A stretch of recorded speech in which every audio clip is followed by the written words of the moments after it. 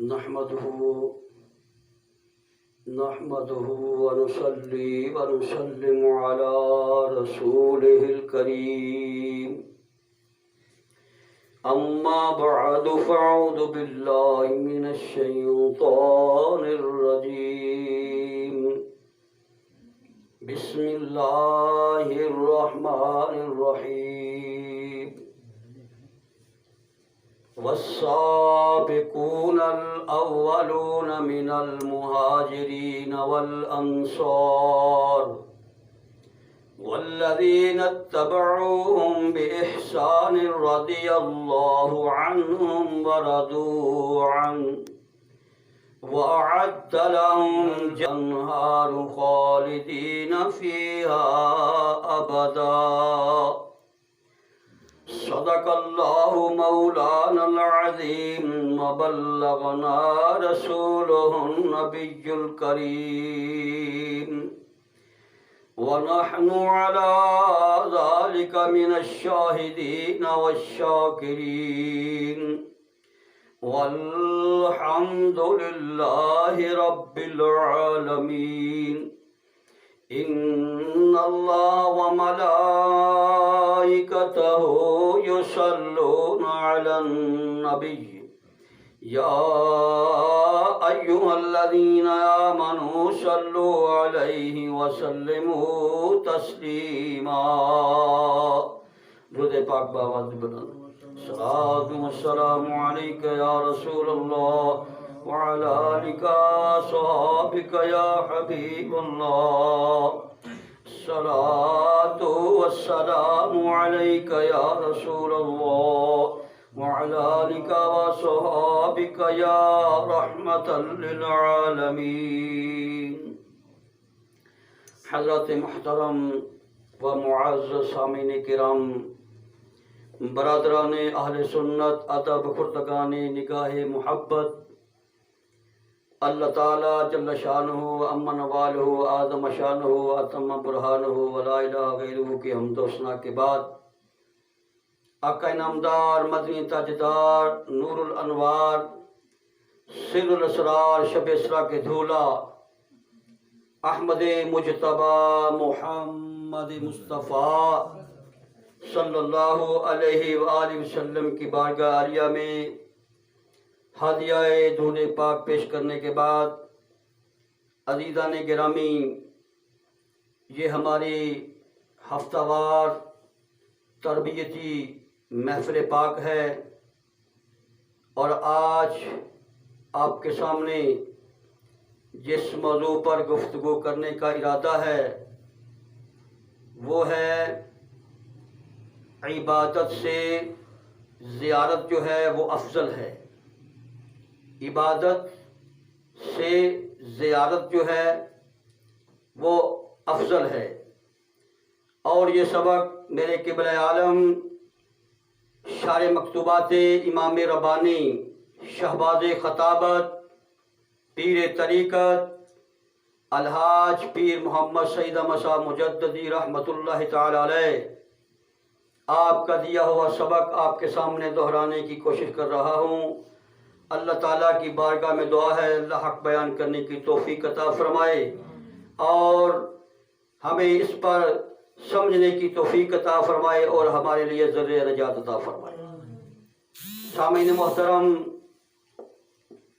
اس بات کو دل کی گہرائیوں میں بٹھا لیں کہ ہمارے آقا و مولا تاجدار مدینہ راحت قلب و سینہ صلی اللہ علیہ وآلہ وسلم اللہ تعالیٰ کے سچے رسول ہیں، اور آپ کی رسالت اللہ رب العزت کی توحید اور اللہ تعالیٰ کی توحید اور نبی کے وسلم کی رسالت جو ہے یہ توحید کی دلیل بن کر آئی ہے. اور آپ کا جو مشن ہے اپنی رسالت کی ذمہ داریوں کو نبھانا اور اللہ رب العزت کی توحید کو چمکانا ہے، اور حضور نبی کریم صلی اللہ علیہ وآلہ وسلم نے دین کی تبلیغ اور معرفت کا حق ادا کر دیا ہے۔ اللہ کی توحید بھی حق ہے اور دین اسلام بھی حق ہے، اور میرے آقا تاجدار مدینہ صلی اللہ علیہ وآلہ وسلم توحید کو اجاگر کرنے کے لیے اور دین اسلام کو غالب کرنے کے لیے آپ تشریف لائے۔ اللہ رب العزت جل وعلا شانہ قرآن پاک میں ارشاد فرماتے ہیں هو الذی ارسل رسولہ بالہدی ودین الحق لیظہرہ علی الدین کلہ۔ اللہ وہ ذات ہے جس نے اپنے رسول کو ہدایت اور دین حق کے ساتھ بھیجا ہے تاکہ وہ اللہ کے دین کو سب دینوں پر غالب کر دے۔ تو عزیزان گرامی، یہ بات بھی ذہن نشین رہے کہ صحابہ کرام رضوان اللہ علیہم اجمعین کی ذات، اگر صحابہ کا وجود نہ ہوتا تو اللہ کا دین پھر بھی ہوتا۔ صحابہ کا وجود اگر نہ ہوتا، صحابہ توحید و رسالت پر اپنی جانیں قربان نہ کرتے تو اللہ رب العزت کا دین پھر بھی ہوتا، مگر یہ دین کی شان و شوکت اور شہرت اور عزت نہ ہوتی۔ تو عزیزان گرامی، صحابہ کرام رضوان اللہ علیہم اجمعین دین اسلام کی عظمت کا نشان ہے۔ صحابہ کرام اسلام کی عظمت کا نشان ہے اور صداقت دین کی میزان ہے۔ آسمان ہدایت کے ستارے ہیں اور نور ہدایت کے مینارے ہیں۔ صحابہ کرام رضوان اللہ علیہم اجمعین آپ عشق مصطفیٰ کے پروانے ہیں اور شمع رسالت کے دیوانے ہیں۔ صحابہ کرام رضوان اللہ علیہم اجمعین وہ صحابہ خوش نصیب ہیں جنہوں نے آقا انعامدار صلی اللہ علیہ وآلہ وسلم کی صحبت میں بیٹھ کر تزکیہ نفس کی دولت حاصل کر کے اور حسن مصطفیٰ کے آپ نے مزے لوٹے، اور یہ وہ زیارت ہے آقا انعامدار صلی اللہ علیہ وآلہ وسلم کی زیارت۔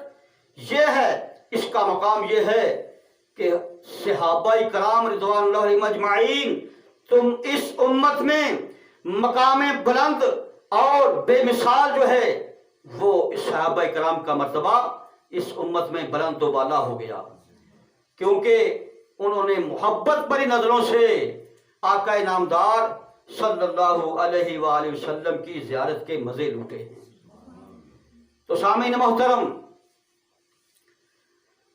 صحابہ کرام رضوان اللہ علیہم اجمعین یہ مرتبہ صحابیت کو کیسے ملا ہے؟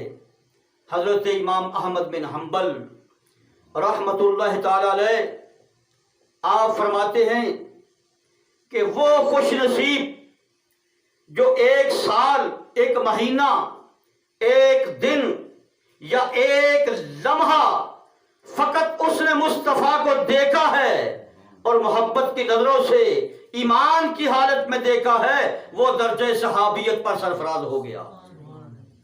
اور حضرت امام بخاری رحمت اللہ تعالی علیہ آپ فرماتے ہیں کہ وہ خوش نصیب مسلمان جنہوں نے فقط ایک لمحے کے لیے حضور نبی کریم صلی اللہ علیہ وآلہ وسلم کو فقط دیکھا ہے تو وہ صحابی بن جاتا ہے۔ تو صحابیت کا درجہ یہ ہے کہ محبت بری نظروں سے جنہوں نے آقا کریم صلی اللہ علیہ وسلم کو دیکھا ہے۔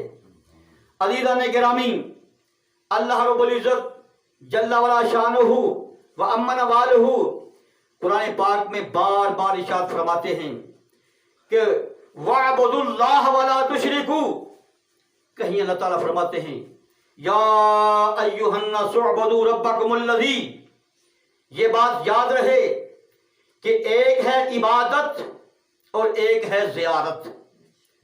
تو عبادت کا جو مرتبہ ہے وہ بڑا اہم ہے، کیونکہ اللہ تعالیٰ قرآن پاک میں بار بار ارشاد فرما رہے ہیں کہ اے میرے بندو خدا کی عبادت کرو، خدا کی عبادت کرو۔ اور اللہ رب العزت جب یہ فرمایا کہ میری عبادت کرو تو صحابہ کرام کو جو مرتبہ و مقام ملا ہے، جو صحابیت کا درجہ ملا ہے، یہ بات ذہن نشین ہے کہ وہ کسی عبادت کی وجہ سے درجہ نہیں ملا، بلکہ زیارت مصطفیٰ سے ملا ہے۔ آقا کریم صلی اللہ علیہ وسلم کی زیارت کی وجہ سے درجہ صحابیت کو پہنچے ہیں، یہ مقام ملا ہے، یہ درجہ ملا ہے، زیارت مصطفیٰ سے ملا ہے۔ صحابہ وہ ہیں کہ جن کی ہر صبح عید ہوتی تھی، نبی کا قرب حاصل تھا، نبی کی دید ہوتی تھی۔ ملا حق سے مرتبہ عجیب ان کو، ملا حق سے مرتبہ عجیب ان کو، محمد کی امامت میں نمازیں تھی نصیب ان کو۔ عزیزان گرامی، عبادت سے ولی بن سکتا ہے، غوث بن سکتا ہے، قطب بن سکتا ہے، ابدال بن سکتا ہے، اوتاد بن سکتا ہے، حاجی بن سکتا ہے، نمازی بن سکتا ہے، مگر عبادت سے صحابی نہیں بنتا۔ صحابی زیارت مصطفیٰ سے بنتا ہے۔ سامعین محترم، صحابہ کرام رضوان اللہ علیہم اجمعین وہ ہیں کہ عبادت ہے شجر، عبادت ہے شجر اور زیارت ہے ثمر اس کا۔ عبادت ہے شجر اور زیارت ہے ثمر اس کا۔ عبادت ہے ثمر اور زیارت ہے اثر اس کا۔ عزیزان گرامی، صحابہ کرام رضوان اللہ علیہم اجمعین نے اپنی عملی زندگی سے مسلمانوں کو یہ سبق دیا ہے اور یہ ثابت کر دیا ہے کہ صحابہ کرام وہ ہیں جو اس امت میں آئیڈیل بن گئے۔ مسلمانوں کو یہ سبق دیا ہے کہ آقا انعامدار صلی اللہ علیہ وآلہ وسلم کے عشق میں مرنا سیکھو اور خدا کی توحید پہ مرنا سیکھو۔ مرنا اور جینا جو ہے اللہ کے لیے اور نبی کے عشق کے لیے۔ عزیزان گرامی، صحابہ نے اپنی زندگیوں کا یہ نمایاں مقصد تھا کہ اگر زندگی کو گزارنا چاہتے ہو تو عشق مصطفیٰ میں گزارو، اللہ کے دین کے لیے گزارو۔ انہوں نے جانیں قربان کی ہیں صحابہ کرام رضوان اللہ علیہم اجمعین میں، اور یہ درجہ صحابیت کن کو ملا ہے؟ سامعین محترم، صحابی وہ ہو گیا اس احادیث مبارکہ سے جو امام احمد بن حنبل کی آپ کے سامنے پیش کی ہے۔ اس سے پتہ چلا کہ صحابی وہ ہے کہ جنہوں نے ایمان کی حالت میں محبت بھری نظروں سے آقا انعامدار صلی اللہ علیہ وسلم کو فقط دیکھا ہے، پھر ایمان کی حالت میں اس دنیا سے جو رخصت ہو گیا، پھر کوئی بھی ولی، غوث، قطب، ابدال، اوتاد، مجدد، مجتہد اور محدث جو ہے وہ آپ کے اس صحابی کے قدموں کی خاک کا بھی مقابلہ نہیں کر سکتا۔ یہ درجہ صحابیت کس طرح ملا ہے؟ یہ آقا کریم صلی اللہ علیہ وسلم کی زیارت سے یہ درجہ صحابیت کو ملا ہے۔ عزیزان گرامی، صحابہ کرام رضوان اللہ علیہ اجمعین نے اپنی زندگیوں سے یہ بھی ثابت کر دیا ہے کہ اللہ رسول کے لیے حق کی خاطر جان دینا بھی یہ بھی جیت ہے اور جان لینا بھی جیت ہے۔ یہی نہیں کافی کہ صرف دشمن کا سر لے لینا اور دشمن کی گردن کاٹ دینا، یہی جیت نہیں، بلکہ حق کے لیے اپنی جان کا نذرانہ پیش کرنا یہ بھی جیت ہے۔ کیونکہ میدان کربلا میں حضرت امام علی مقام امام حسین علیہ السلام آپ کربلا کے میدان میں اپنی جان کا نذرانہ پیش کیا ہے اور اپنا سر کٹا کر بھی امام علی مقام امام حسین جیت گئے اور یزید جان لے کر بھی ہار گیا، کیونکہ نہ یزید کی وہ جفا رہی، نہ زیاد کا وہ ستم رہا تو نام حسین کا جسے زندہ رکھتی ہے کربلا۔ حسین اب بھی ہے زندہ، کربلا کی خاک سے پوچھو، خدائے لم جدل صاحب لولاک سے پوچھو، علی اصغر علی اکبر سخی عباس کا درجہ کسو ناکس سے مت پوچھو، قرآن پاک سے پوچھو۔ اگر یہ مسئلہ سمجھ میں نہیں آتا، یہ بات سمجھ نہیں آئی، تو پھر کسی پروانے سے پوچھو کہ اے پروانے، تجھے شمع کے گرد طواف کر کے جلنے میں کتنا مزہ آتا ہے اور تو جل کے مر جاتا ہے۔ پروانہ کہتا ہے کہ اگر اس کا جواب چاہتے ہو تو میں جواب لفظوں میں نہیں دے سکتا، اگر اس کا جواب چاہتے ہو تو تمہیں بھی پروانہ بننا پڑے گا، اور تم بھی شمع پر اپنا دل و جان قربان نہ کر بیٹھو تو مجھے پروانہ نہ کہنا۔ پروانیاں تینوں سڑ کے کی لبدا کہ انہیں کیا ہو بے سمجھا جمال یار دی خاطر، انہیں کیا ہو بے سمجھا جمال یار دی خاطر۔ عزیزان گرامی، پروانے کو جو شمع کے گرد طواف کر کے جو جلنے میں مزہ آتا ہے، اور نبی کا جو امتی ہے وہ نبی کی عزت پر، ناموس رسالت پر اس کو شہید ہونے میں مزہ آتا ہے، پروانے کو جل کر مرنے میں مزہ آتا ہے، اور شہید کو اللہ کی راہ میں کٹنے میں مزہ آتا ہے۔ سامعین محترم، شہیدان کربلا نے جو ہمیں سبق دیا ہے وہ ہے، اور صحابہ کرام کی زندگیوں نے ہمیں جو سبق دیا ہے وہ ہے کہ اللہ رسول کی عزت کی خاطر، ناموس رسالت کے لیے اپنی جانوں کا نذرانہ پیش کرنا، یہی زندگی کا نمایاں مقصد ہوتا ہے۔ تو سامعین محترم، آئیے صحابہ کرام رضوان اللہ علیہم اجمعین نے اپنی زندگیوں سے یہ ثابت کر دیا ہے کہ انہوں نے اللہ کی راہ میں جانیں قربان کر دی ہیں، بظاہر تو مر گئے مگر قیامت تک کے لیے زندہ ہو گئے۔ ابو بکر آج بھی زندہ ہے، عمر آج بھی زندہ ہے، عثمان آج بھی زندہ ہے، علی آج بھی زندہ ہے، امیر حمزہ آج بھی زندہ ہے، کربلا والے آج بھی زندہ ہے، بدر والے آج بھی زندہ ہے، احد والے آج بھی زندہ ہیں۔ عزیزان گرامی، آئیے آپ کے سامنے شہیدان احد کی بات کرتے ہیں۔ شہیدان احد میں ایک منجلہ نوجوان ہے، اور ابھی جہاد کا اعلان نہیں ہوا۔ مدینے کی گلیوں میں جب یہ جہاد کا اعلان ہوتا ہے، الجہاد الجہاد لبیک لبیک، تو اتنے میں جب لوگوں نے یہ آوازیں سنی ہیں، جہاد کی آوازیں سنی ہے، تو سارے صحابہ امڑتے ہوئے، دوڑتے ہوئے، مچلتے ہوئے، سمرتے ہوئے، نکھرتے ہوئے، ابھرتے ہوئے میرے آقا صلی اللہ علیہ وآلہ وسلم کی بارگاہ میں حاضر ہوتے ہیں۔ یا رسول اللہ صلی اللہ علیہ وسلم، جان مانگو تو جان دیں گے، مال مانگو تو مال دیں گے، یہ ہم سے نہیں ہو سکے گا کہ نبی کا جاہو جلال دیں گے۔ عزیزان گرامی، احد کا میدان لگا ہوا ہے، دو فوجیں آمنے سامنے ہیں، ایک لشکر کفار ہے، ایک مسلمانوں کا لشکر ہے، اور صفیں سیدھی کی جا رہی ہیں، تلواریں چمک رہی ہیں۔ ایک طرف وہ چہرے ہیں جن پر کوئی رونق نہیں ہے، ایک وہ چہرے ہیں کہ سر پہ امامے ہیں اور سیاہ گنی داڑیاں ہیں، زلفیں ہیں، عبائیں پہنے ہوئے ہیں، ایسے محسوس ہو رہا ہے ان کے چہرے چمک رہے ہیں کہ جیسے آسمان سے کرسی اتر آئے ہوں، جیسے آسمان سے فرشتے اتر آئے ہوں۔ اتنے میں میدان احد کے قریب سے مدینے کا ایک منچلا نوجوان کھجوریں کھاتا ہوا وہ گزر رہا ہے۔ اس نے میدان کی طرف دیکھا کہ یہ کون لڑ رہے ہیں، یہ کون لوگ ہیں، کہ ایک چہرے ہیں جن پر کوئی رونق نہیں ہے، ایک وہ ہیں جن پر رونق ہے، اور اتنے میں میرے آقا تاجدار مدینہ صلی اللہ علیہ وآلہ وسلم، آپ کی نظر اس نوجوان پر پڑ گئی۔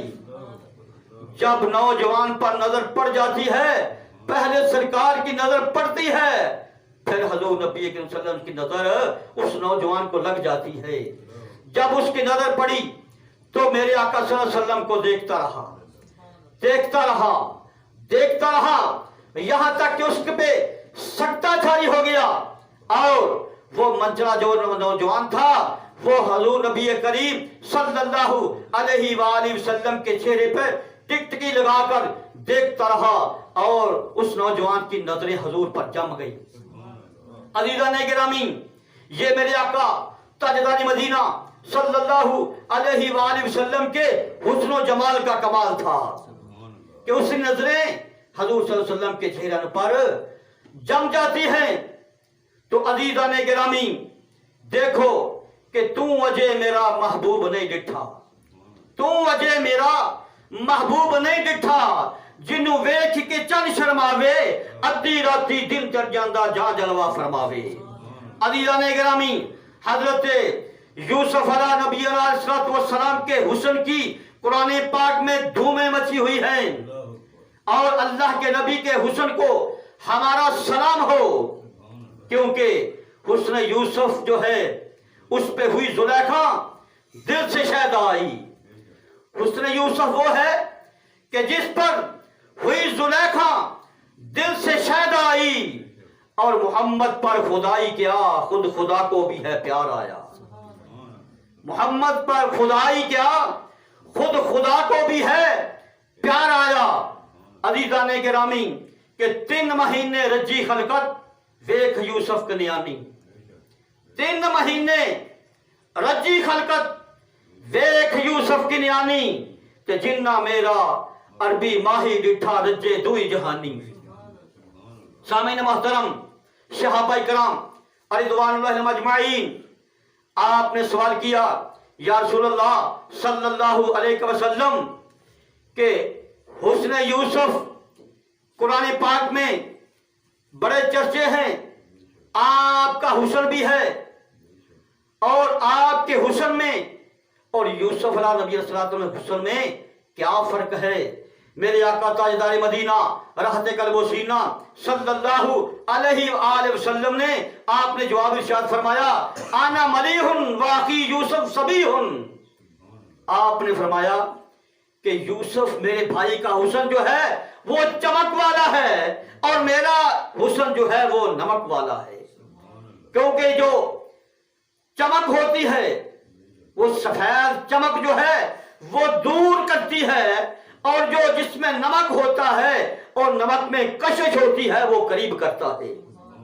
یوں سمجھو کہ یوسف کے حسن پر نظریں جمتی نہ تھیں، اور میرے آقا کے حسن پر نظریں اٹھتی نہ تھیں۔ عزیزان گرامی، آقا انعامدار صلی اللہ علیہ وآلہ وسلم کا حسن و جمال دیکھ کر وہ منچلا نوجوان جو ہے وہ حضور کو دیکھتا رہا۔ پھر میرے آقا صلی اللہ علیہ وسلم نے فرمایا، اے جو نوجوان کیا دیکھ رہے ہو؟ وہ نوجوان ابھی اس نے کبھی عبادت نہیں کی، ابھی وہ محبت بنی نظروں سے حضور کے چہرے کو بس دیکھا ہے۔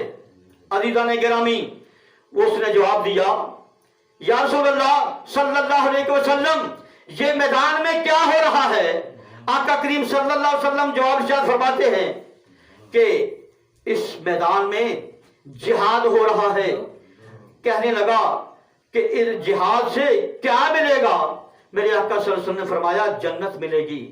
عرض کرنے لگا جو دوسرے ہیں ان کو کیا ملے گا؟ میرے آقا صلی اللہ علیہ وسلم نے فرمایا ان کو جہنم ملے گی۔ کہنے لگا، عرض کرتا ہے یا رسول اللہ وہ جنت کہاں ہے؟ میرے آقا تاجدار مدینہ صلی اللہ علیہ وآلہ وسلم نے فرمایا الجنت تحت الظلال السیوف، وہ دیکھ تلواروں کے سائے کے نیچے جنت ہے۔ جدھر میرے آقا صلی اللہ علیہ وسلم کی انگلی جاتی ہے اس نوجوان کا ادھر نظریں جاتی ہے، سر جاتا ہے اور دیکھتا ہے، اور عرض کرتا ہے یا رسول اللہ صلی اللہ علیہ وسلم کیا یہ جنت مجھے بھی مل سکتی ہے؟ میرے آقا صلی اللہ علیہ وسلم نے فرمایا ہاں میں وعدہ کرتا ہوں اس جہاد کرو اور یہ جنت تجھے بھی مل سکتی ہے۔ اس نے عرض کی یا رسول اللہ صلی اللہ علیہ وسلم مجھے تلوار پکڑائیں، تلوار دے مجھے۔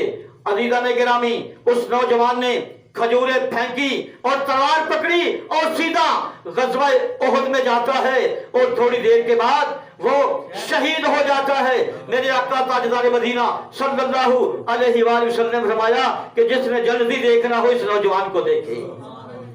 جس نے جنسی دیکھنا ہو اس نوجوان کو دیکھے۔ تو سامعین محترم، اس واقعے سے یہ پتہ چلتا ہے کہ اس نوجوان نے ابھی کوئی نماز نہیں پڑھی، حج نہیں کیا، زکوٰۃ نہیں دی اور کوئی اعمال صالح نہیں کیا، فقط محبت بری نظروں سے چہرے مصطفیٰ کو دیکھا ہے، اور اس کی شان یہ ہے کہ وہ شہادت کے درجے پر فائز ہو گیا، اس درجہ شہید اس کو مل جاتا ہے۔